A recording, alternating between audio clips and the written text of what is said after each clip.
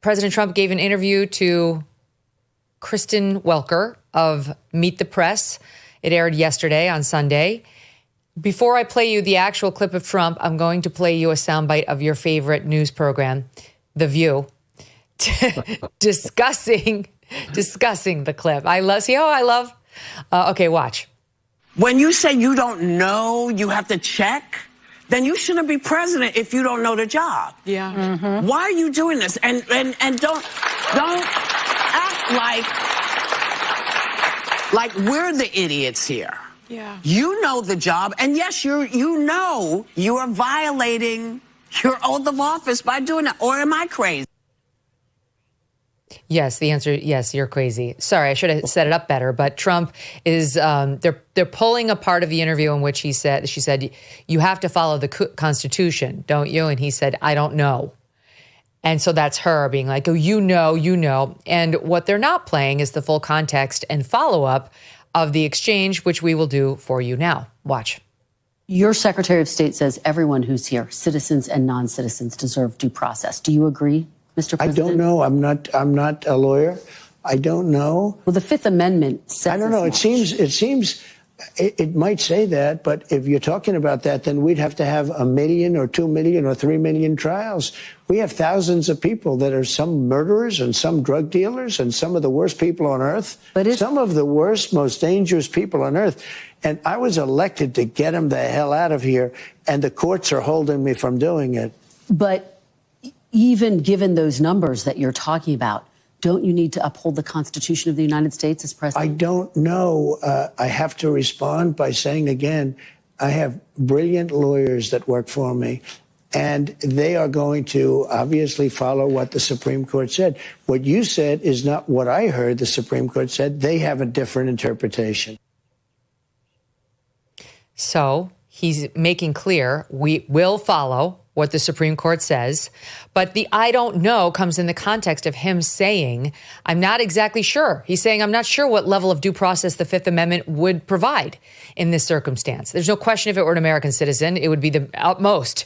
Or if it were an illegal who was arrested on a criminal charge inside the United States facing the loss of liberty within the United States being faced with a penitentiary. But there is a real question about what level of, quote, due process they get before being deported. And there's no question, none whatsoever, under expedited removal, which allows the president to get rid of them, certainly along the southern border, and if they haven't been here for more than 2 years. And Trump has tried to expand it beyond just immediately at the southern border. They get no due process. They get none. They get turned away and ejected immediately. The only way they stop that is if they claim asylum. Now, some people will do that, but many won't. And those people are not entitled to due process. So he is right to wiggle on these sweeping demands that he just say all of these illegals get, quote, due process. It's actually a lot more complicated than that. And he's 100% right to defer to his lawyers while saying, I will follow what the Supreme Court tells me. But, you know, The View isn't going to tell you that, Andrew, and neither are the left-wing pundits and press who are running with Trump's not sure whether he has to follow the Constitution as the headline out of that interview. That's utter nonsense. They're also asking the wrong question. If 11 million people come into the country illegally and unchecked, so we have no idea who they are, and nobody says anything about the rule of law then, the fact that the rule of law is being broken to the level at invasion levels. And then suddenly he has to try each one of them, which is not in the Constitution, as you say. They have a certain amount of due process, but it's much more limited than the due process you and I would get in similar circumstances. He's supposed to not be able to have to deport them one by one. That's basically turning the Constitution into a suicide pact. And I think this is the thing that actually should be the question. Why are they here? Why were they let in? Why didn't the press make a big fuss? I mean, you really had to watch Fox News to find out that this was going on during the Biden administration. If you were watching television, there was no way to know that these people were pouring in up to 180,000 in a single month, where last month I think we had 3. And we were told by the president that he couldn't stop it. He didn't have the power to stop it. We were told by the head of Homeland Security that it was fine, that the border was secure. We were lied to again and again and again. And it's really interesting to me that the press has been making a big fuss over whether or not they knew that Joe Biden had dementia. I mean, everybody knew, but except for the media. But they're saying, oh, well, maybe we didn't cover that well. But they lied about everything. They lied about everything by not asking. They lied about everything by trusting officials and Democrat politicians. And they're still lying. And the thing is, everything they do is about the destruction of the country. I mean, I don't understand. Well, I sort of do understand why it is that the Democrat Party, one of our two major parties, is supporting the rights of murderers and rapists over the rights of the people who are being murdered and raped. Let me play another soundbite on that same front, because they got into the question of the border. And, Trump's basically saying to her, isn't it wonderful to say the border's secure? And she's obsessing now about, can your emergency declaration that justified closing it remain in place now that it's secure? Can it? Can it? Can it? Watch. Border crossings are at their lowest level ever recorded. Is the border? Is that good? Is the border now secure? Yeah, it's really secure. It's absolutely isn't that good secure. that when you say that, isn't it a beautiful thing when you say it's the most secure it's ever been in the history of our country? Isn't that a nice statement? Well, I'm curious to know what it means. You declared a national emergency on the southern border. Will you lift that emergency? Well, the biggest emergency is the courts aren't allowing us to take really. We're going to talk about that, but talk to me first about this. That's to me the emergency. Talk to me first about this. That's such a leftist, right? First of all, she won't say yes. Why can't you say yes? It's like if you said, isn't it a good thing that the nationwide number of abortions is down? Like if you were to say that, she would never say yes to that. Like whether you're pro-choice or not, isn't it better that we're killing fewer babies? Like you can't say that. There's certain things that should be not controversial. The secure border is one of them, but she won't. And where does she pivot to? Okay, maybe she's being objective. She doesn't want to offer her opinion. Fine. So where does she pivot to? Like maybe, how are you going to keep it that way, sir? No. When are we lifting the emergency declaration so it can become unsecure again? Well, this is the way they cover Republicans in general. And of course, with Trump, everything is amped up to the highest level.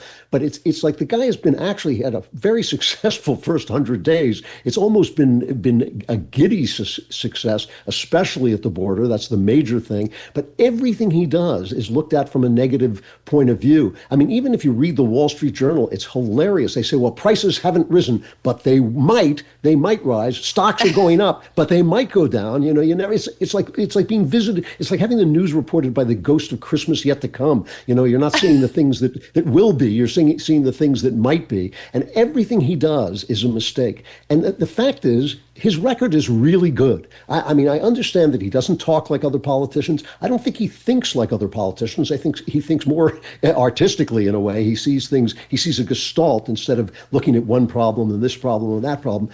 But he's been quite successul. The only time I think he ever made a really, really serious mistake was when he listened to experts on COVID. That was the biggest error of his first term. And so the fact that he's not listening to experts now is to me kind of thrilling.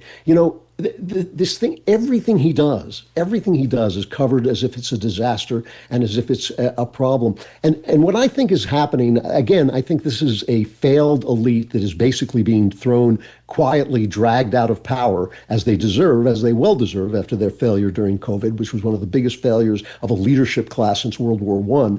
As they're being evicted, they're holding on, and they only have one strategy, which is to demonize Donald Trump and hope he does something wrong when they can say, see, we were right all along. And I assume what the point is to keep their base intact, to keep this radical base intact, and then eventually find some, Potemkin candidate who stands up and looks like he's a normal person, but will actually be controlled by the deep state. And what Trump is trying to do is he's trying to debilitate the deep state. He's trying to gut it. He's trying to take away its props in its bureaucracies and its agencies that have absolutely no responsibility. He is trying to get rid of the invasion of people who came into this country with absolutely illegally, while the president is responsible for keeping that border closed.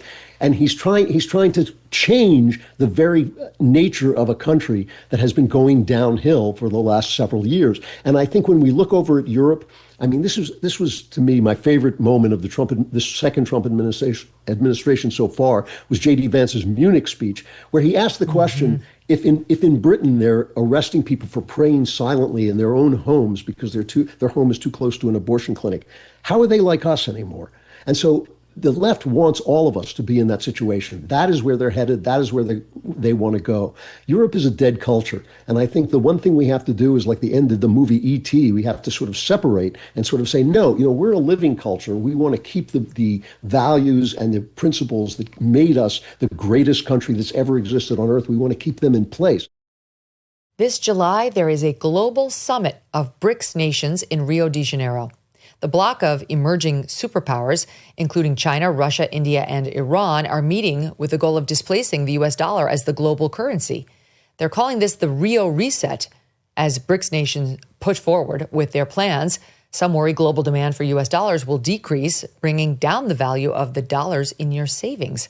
While this transition won't happen overnight, the Rio Reset could mark a pivotal moment. So learn if diversifying your savings into gold is right for you. Birch Gold Group can help you move your hard-earned savings into a tax-sheltered IRA in precious metals.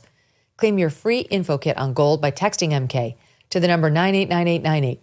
With an A+ rating with the Better Business Bureau and tens of thousands of happy customers, let Birch Gold arm you with a free, no-obligation info kit on owning gold before July and the Rio Reset. Text MK to 989898 today. Thanks so much for watching. If you like what you just saw, hit the subscribe button for more clips and full episodes.